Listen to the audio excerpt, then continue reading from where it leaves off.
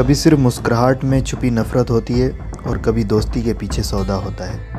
United States اور اسرائیل کے رشتے آج جہاں ہیں وہ ہمیشہ وہاں نہیں تھے۔ اس دوستی میں کبھی ٹینشن تھی، کبھی تکرار، کبھی دھمکی اور کبھی خون بھی بہا۔ آج کی ویڈیو میں ہم جانیں گے کہ ونس اپان اے ٹائم امریکہ اور اسرائیل کے درمیان کیا کانٹرڈکشنز رہے اور یہ دوستی کس دام پر قیام ہوئی۔ 2023 سے 24 کے غزہ جینوسائیڈ کے دوران دنیا نے دیکھا کہ کس طرح یونائٹڈ اسٹیٹس اوپنلی اسرائیل کا ساتھ دے رہا تھا اور اب بھی دے رہا ہے۔ ڈپلومیٹک شیلڈ، ویپن سپلائی اور انٹرنیشنل فورمز پر بھی سپورٹ کر رہا ہے۔ لیکن لیکس اور رپورٹس نے یہ بھی دکھایا کہ پریزیڈنٹ جو بائیڈن اندر سے کافی غصے میں تھے۔ کئی دفعہ ان کی نیتن یاہو سے میٹنگز میں ناراضگی سامنے آئی، لیکن یہ ناراضگی کبھی کسی اسٹرانگ پبلک ایکشن میں تبدیل نہیں ہوئی۔ یہ کانٹرڈکشنز اس بات کا ثبوت ہیں کہ یونائٹڈ اسٹیٹس کے ڈیسیژن میکنگ میں پولیٹیکل کمپلژن اور اسٹریٹجیز انٹرسٹ ڈومینیٹ کرتے ہیں، نہ کہ انسانیت یا پرنسپلز۔ 2009 میں باراک اوباما نے کائرو میں ایک بڑی اسپیچ دی جہاں انہوں نے مسلم ورلڈ سے ڈائیلاگ کی اپیل کی، لیکن اس کے بعد انہوں نے اسرائیل کا سفر اوائڈ کیا۔ ایک سمبولک ایکٹ تھا یہ۔ نیتن یاہو کے ساتھ ان کا رشتہ ہمیشہ ٹینس رہا۔ یونائٹڈ اسٹیٹس کے اندر زائونسٹ لوبی سے دوری بنانا اوباما کے لیے مشکل تھا، لیکن وہ پھر بھی چاہتے تھے کہ فلسطینین اسٹیٹ ہوڈ کا راستہ نکلے۔ لیکن despite tensions, U S aid Israel کے لیے بڑھتا رہا۔ یہ کنٹرڈکشن اوباما کے دور کا خاص نشان ہے۔ لبرل ویلیوز کا نعرہ لیکن ریئل پولیٹک کا عمل۔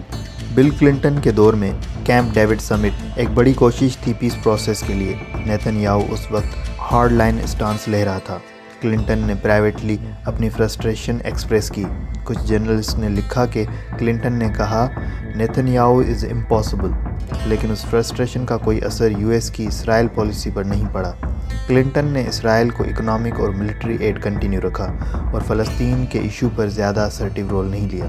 1991 اور 92 میں U S president George Bush نے اسرائیل کو $10 بلین کے لون گارنٹی روکنے کی دھمکی دی تاکہ اسرائیل ویسٹ بینک میں الیگل سیٹلمنٹس بنانا بند کر دے۔ یہ پہلی اور آخری دفعہ تھا جب یو ایس نے اسرائیل کو پبلک فائنینشیل پریشر میں ڈالا۔ بش کے اس قدم پر یو ایس میڈیا نے بھی ریئیکٹ کیا۔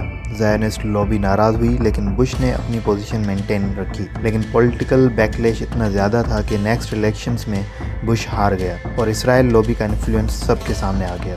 1981 میں جب اسرائیل نے عراق کے اوسیراک نیوکلیئر ری ایکٹر پر اسٹرائک کی، جسے آپریشن اوپیرا کہا گیا، تو رونالڈ ریگن نے اسرائیل کو پنشمنٹ دی۔ F-16 فائٹر جیٹس کا ڈیلیوری سسپینڈ کر دیا گیا اور UN سیکورٹی کونسل میں اسرائیل کے خلاف ووٹ بھی دیا گیا۔ پھر 1982 میں جب اسرائیل نے لیبنان انویڈ کیا، ریگن نے فرم اسٹانس لیا، ملٹری ایڈ روک دی اور امیڈیٹ ودرال کی ڈیمانڈ کی۔ یہ موومنٹ سگنیفیکنٹ تھا۔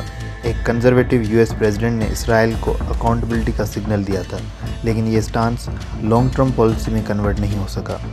یوم کپور وار کے دوران جب اسرائیل عرب کنٹریز سے گھرا ہوا تھا، U S president Richard Nixon نے آپریشن نکل گراس لانچ کیا، ایک ملٹری ایئر لفٹ جس میں امریکہ نے اسرائیل کو اتنا اسلحہ اور سپلائز بھیجا کہ وہ برلن ایئر لفٹ سے بھی زیادہ تھا۔ یہ ٹرننگ پوائنٹ تھا۔ یہ موومنٹ تھا جب یو ایس نے اسرائیل کے تحفظ کو اپنی فارن پالیسی کا فارمل پارٹ بنا لیا۔ اس کے بعد سے یو ایس اسرائیل ریلیشن صرف ڈپلومیٹک نہیں، اسٹریٹجک بھی بن گئے۔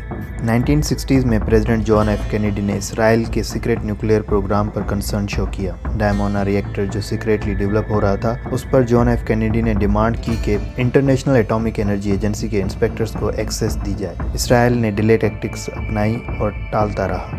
جان ایف کینیڈی کا اساسینیشن 1963 میں ہوا۔ کچھ انالیٹکس کہتے ہیں کہ اگر جان ایف کینیڈی زندہ رہتے تو اسرائیل کو نیوکلیئر ڈس آرمامنٹ کی طرف دھکیل دیتے۔ یہ کنفلکٹ ایک ڈیلیکیٹ اور ڈینجرس لائن کراس کر گیا تھا۔ جون 1967 سکس ڈے وار کے دوران اسرائیل نے یو ایس نیوی کی ship U S S Liberty پر ہوائی اور سمندری اٹیک کیا۔ یہ اٹیک 1 گھنٹے سے زیادہ چلا۔ 34 امریکنز مر گئے اور 171 زخمی ہوئے۔ اسرائیل نے کہا یہ ایک مسٹیک تھی، لیکن شپ کلیئرلی امریکن فلیگ کے ساتھ تھا۔ سروائیورز کہتے ہیں یہ ڈیلیبریٹ تھا۔ یو ایس نے اسرائیل سے کمپنسیشن لیا لیکن ملٹری ٹائز کمزور نہیں ہوئے۔ یہ انسیڈنٹ کور اپ ہوا اور یو ایس نے پبلک انکوائری اوائڈ کی۔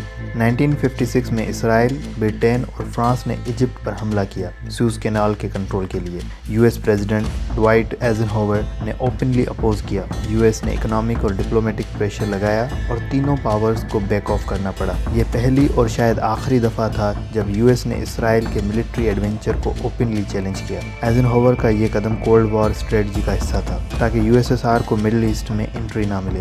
1954 میں امریکن اسرائیل پبلک افیئرز کمیٹی کا آغاز ہوا زائنسٹ انفلوئنس کو انسٹیٹیوشنلائز کرنے کے لیے۔ یہ گروپ اتنا پاورفل ہوا کہ کسی بھی امریکن پولیٹیشین کے لیے ایپک کا سپورٹ لینا ضروری بن گیا۔